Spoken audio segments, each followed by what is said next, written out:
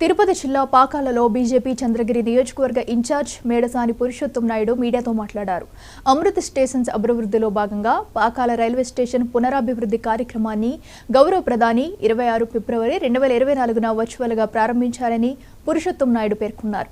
ముంబై గుంట నుంచి రాజీవ్ కాలనీ, శ్రీనివాసపురం, కరీంతుల్లాబాద్ గుట్ట కింద ఇండ్లకు తాగునీటి సరఫరాకు రైల్వే భూమి నుండి పైప్ లైన్ వేసుకున్నట్టుకు అనుమతి మంజూరు చేయించామని మేడసాని తెలిపారు.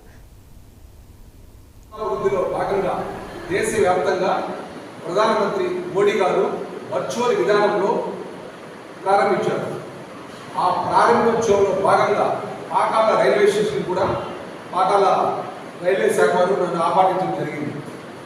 ఆ కార్యక్రమం నేను హాజరైనప్పుడు పాకాల సర్పంచ్ గారు కార్యక్రమం అనంతరం నాతో మాట్లాడడం జరిగింది. ఈ ఊర్లో బొమ్మాయి గుంట నుండి గుట్ట కింద ఇళ్ళు రాష్ట్రానికి తేవడం జరిగింది.